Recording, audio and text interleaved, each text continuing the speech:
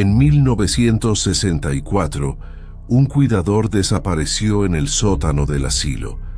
Su cuerpo nunca fue encontrado. Los registros oficiales del asilo lo marcan simplemente como fugado.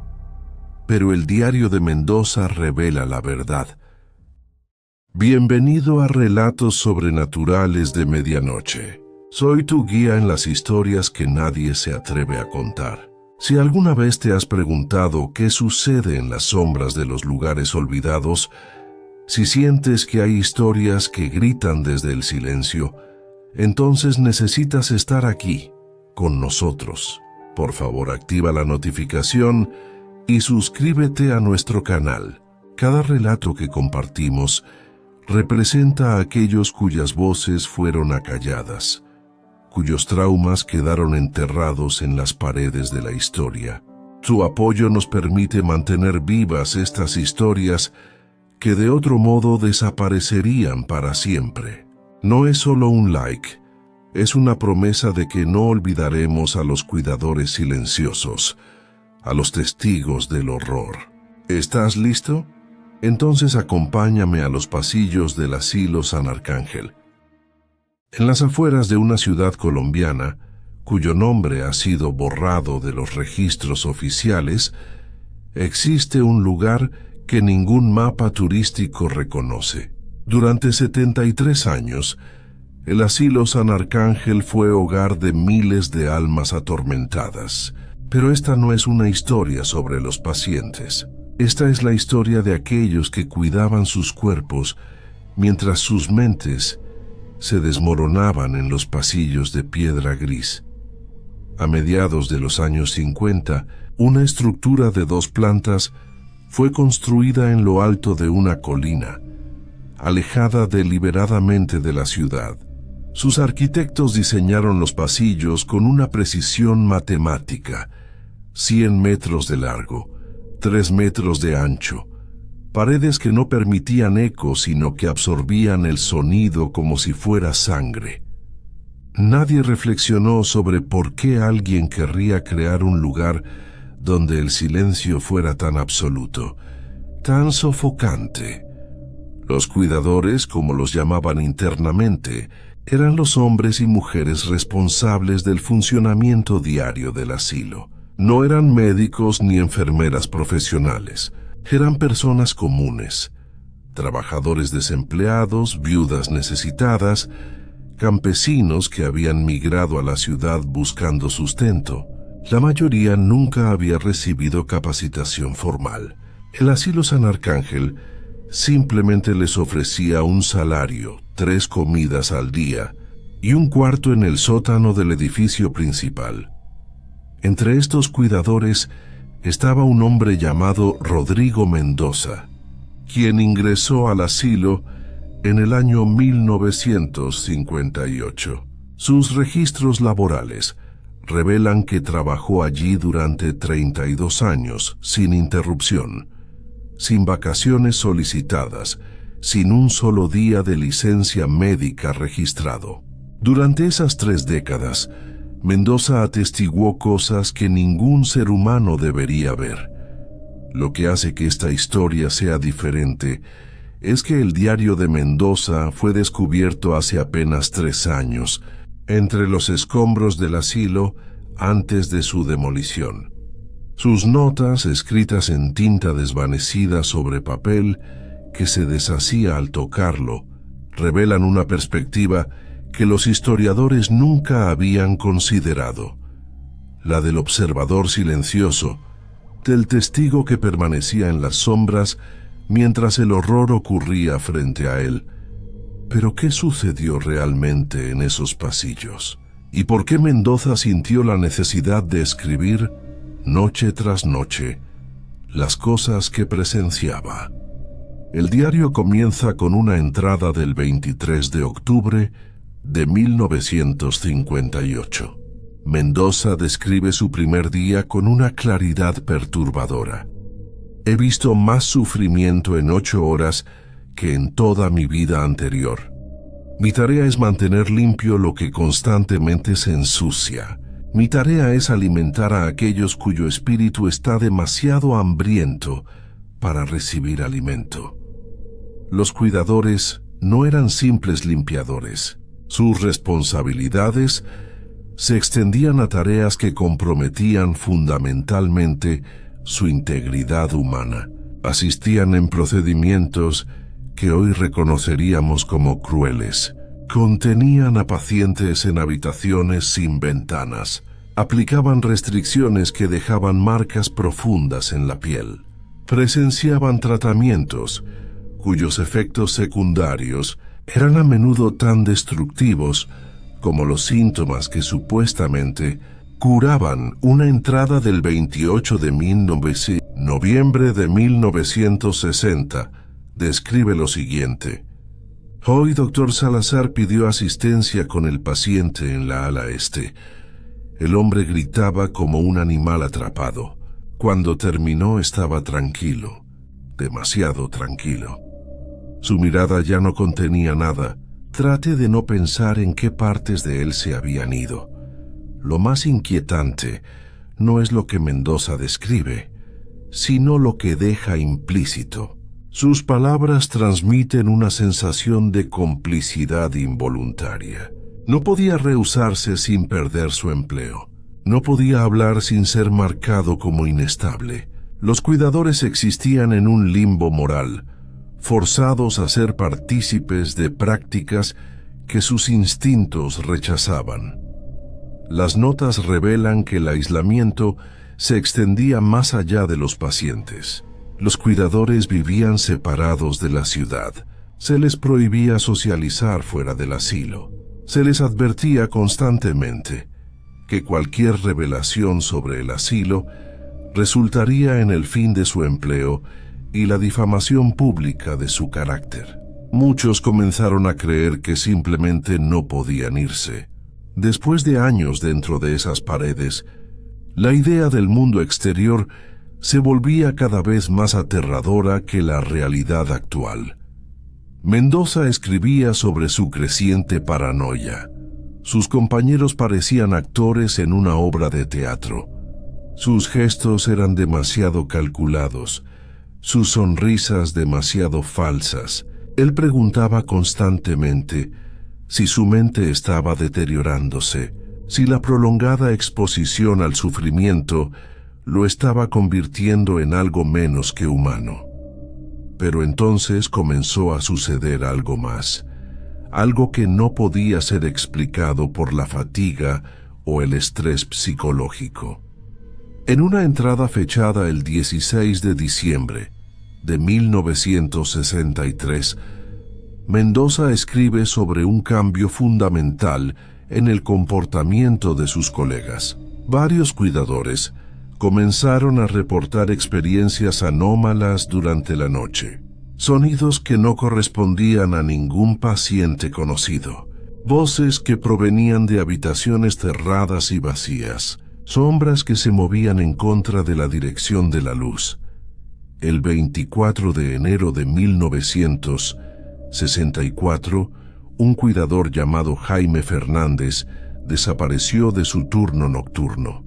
Lo último que se conoce de él es que fue visto ingresando al sótano del ala norte alrededor de las 2 de la mañana.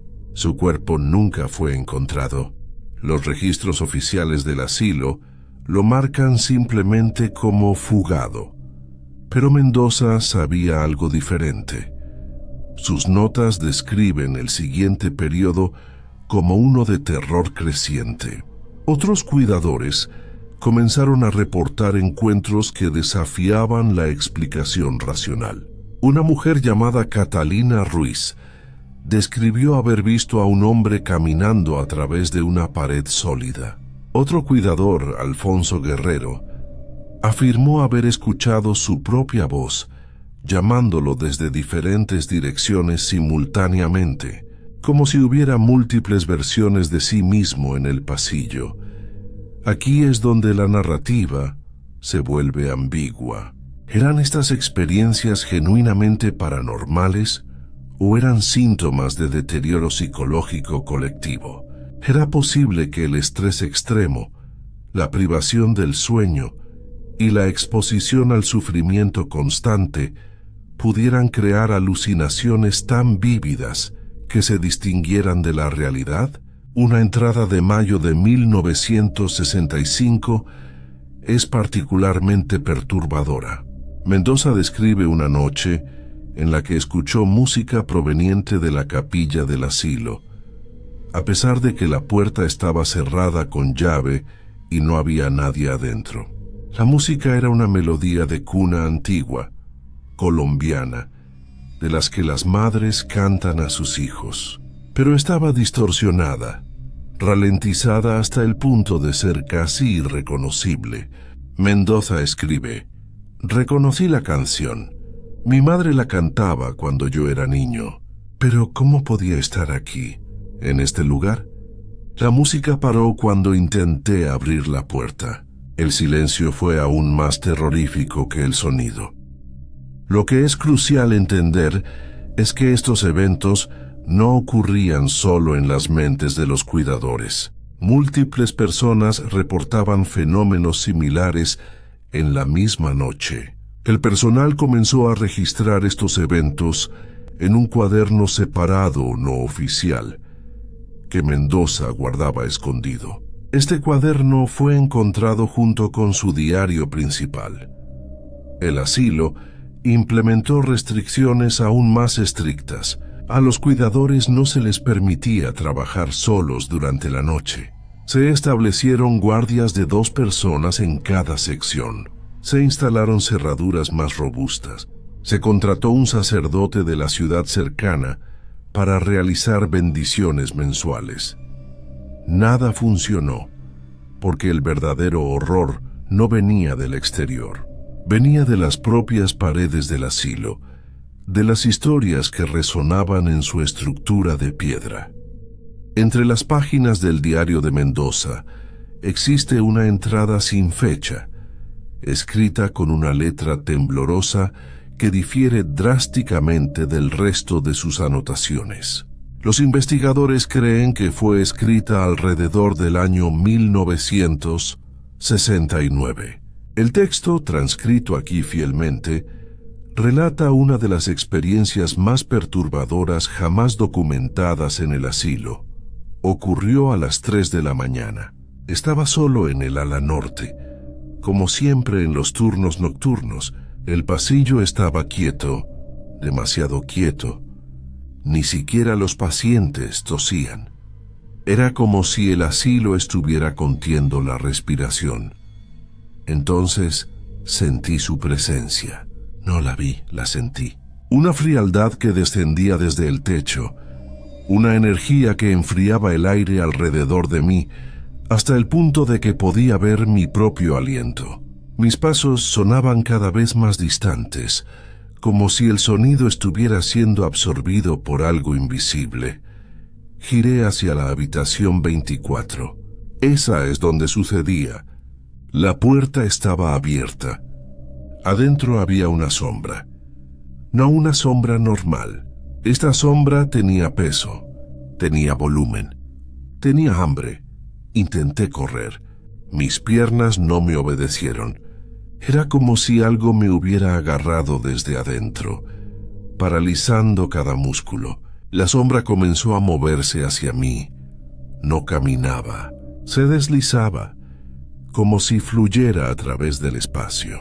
Podía escuchar un sonido que provenía de ella, un susurro constante, múltiples voces superpuestas, diciendo cosas en un idioma que no reconocía. Luego sentí las manos frías, translúcidas, que me tocaban el rostro, pero no estaban conectadas a nada. Flotaban solas, agarrándome, arañándome. Grité. Mi voz no salía. Abrí la boca y solo salía aire frío, como si mi cuerpo estuviera siendo drenado de calor.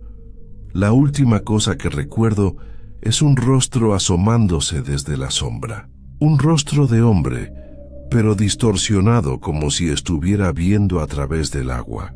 Sus ojos me miraban con una furia antigua, una rabia que parecía trascender lo humano. Desperté en la enfermería.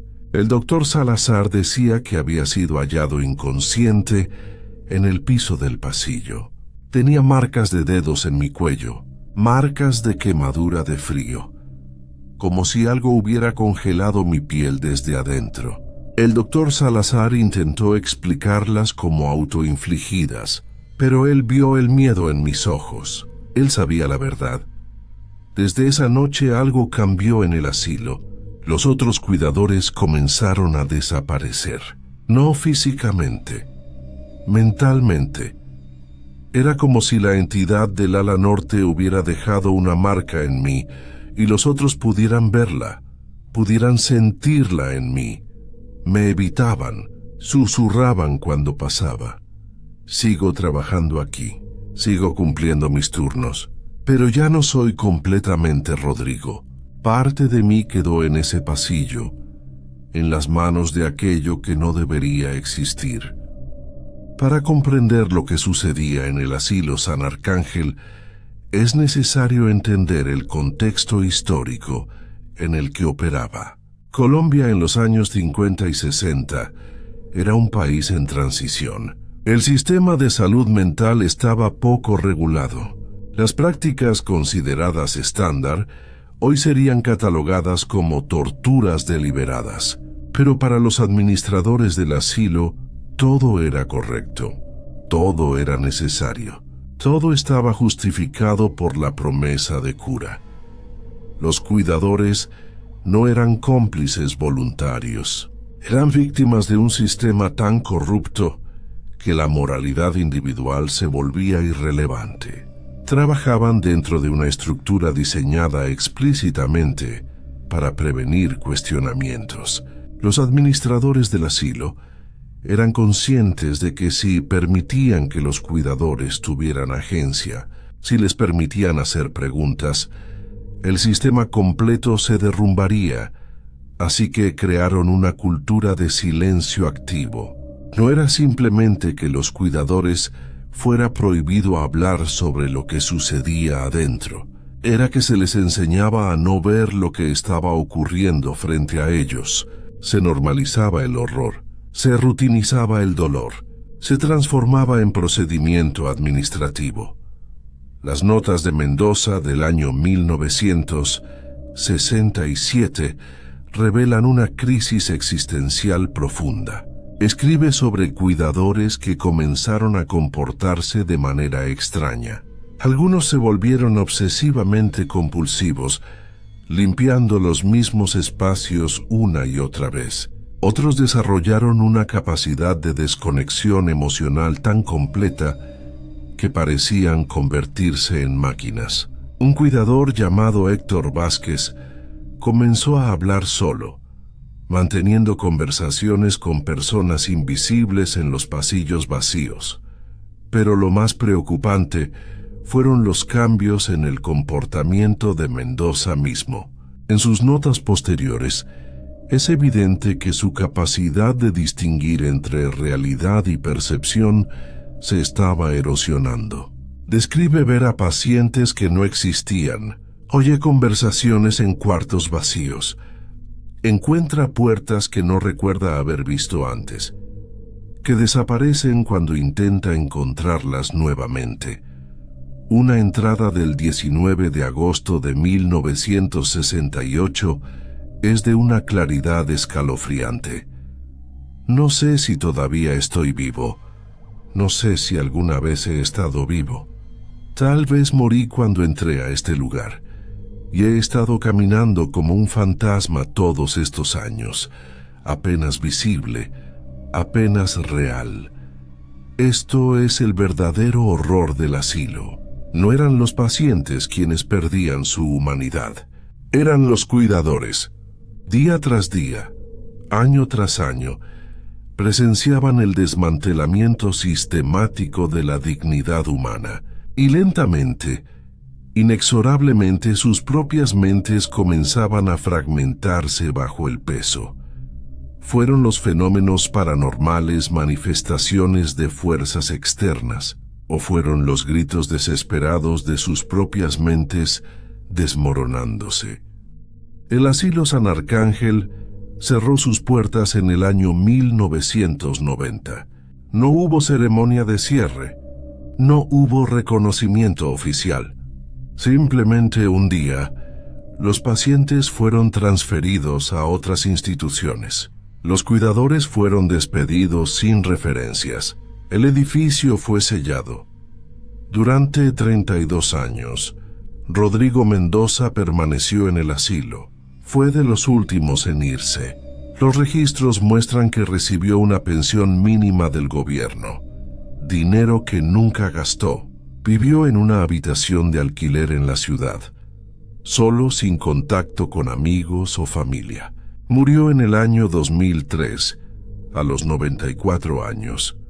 Sus diarios permanecieron escondidos en la habitación durante 13 años. Fueron descubiertos accidentalmente durante una demolición del edificio donde vivía.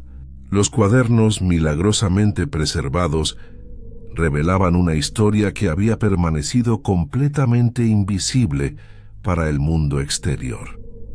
Desde entonces, investigadores han intentado verificar las afirmaciones de Mendoza. Los registros oficiales del asilo fueron destruidos hace décadas.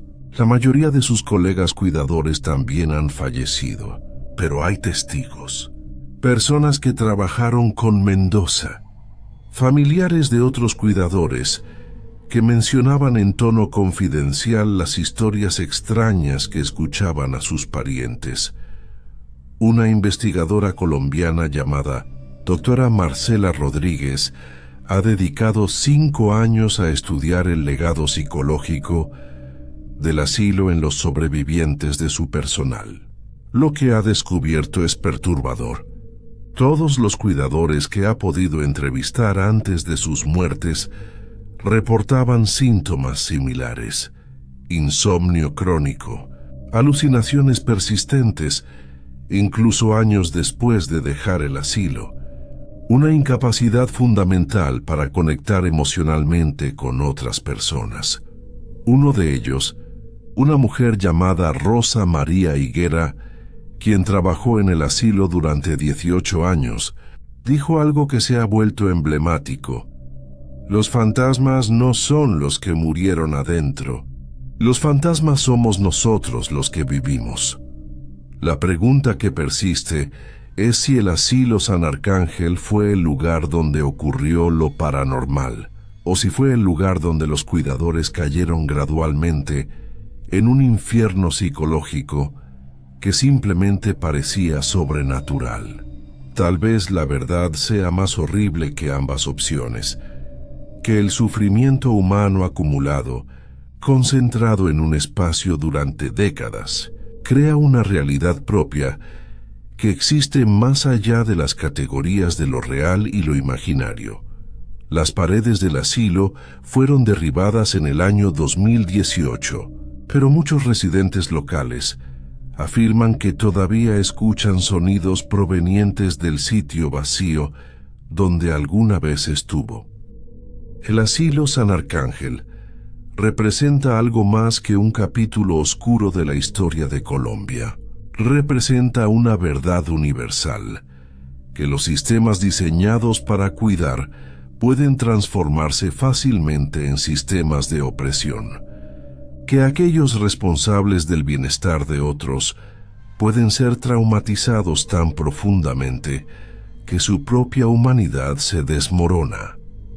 Los cuidadores del asilo no eran monstruos, eran seres humanos ordinarios que fueron colocados en circunstancias extraordinarias, imposibles, forzados a elegir entre su supervivencia económica y su integridad moral, expuestos diariamente a un sufrimiento que ninguna formación podría preparar, gradualmente aislados del mundo exterior, hasta el punto en que sus propias mentes se convirtieron en sus únicos universos.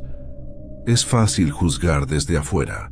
Es fácil decir que habrían actuado de manera diferente, pero la historia del asilo San Arcángel nos invita a una reflexión más incómoda. ¿Cuántas instituciones operan hoy bajo principios similares? ¿Cuántos trabajadores en prisiones, asilos, hospitales psiquiátricos están viviendo versiones modernas del mismo trauma? Las palabras finales en el Diario de Mendoza, escritas en el año 1989, semanas antes de su jubilación forzada, dicen lo siguiente: He pasado 32 años en este lugar. He visto almas que fueron destruidas. He visto mentes que fueron fragmentadas. He visto hombres y mujeres convertirse en sombras de sí mismos. Pero lo más terrible es que ya no sé quién fue destruido, ellos o yo. No sé quién fue fragmentado, sus mentes o la mía. Y eso es el verdadero horror. No el sobrenatural, no los fantasmas.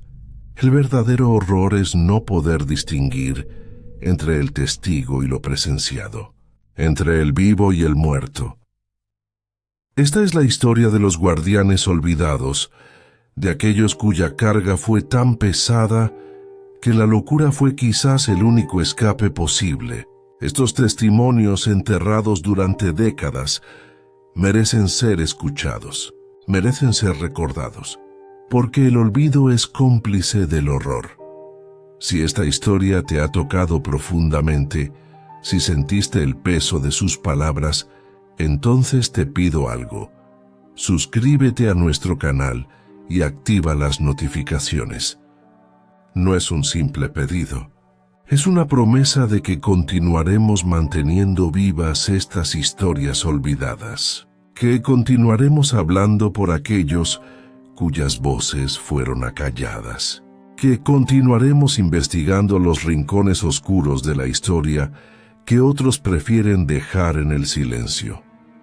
Tu like, tu comentario, tu suscripción son más que métricas de un algoritmo. Son actos de resistencia contra el olvido. Son tu manera de decir que estas historias importan, que estas vidas importan, que la verdad no importa cuán perturbadora sea. Únete a nosotros. Sé parte de Relatos Sobrenaturales de Medianoche. Porque hay historias que solo pueden ser contadas en la oscuridad. Y alguien necesita estar ahí para escucharlas. Hasta el próximo relato. Que duermas con los ojos abiertos.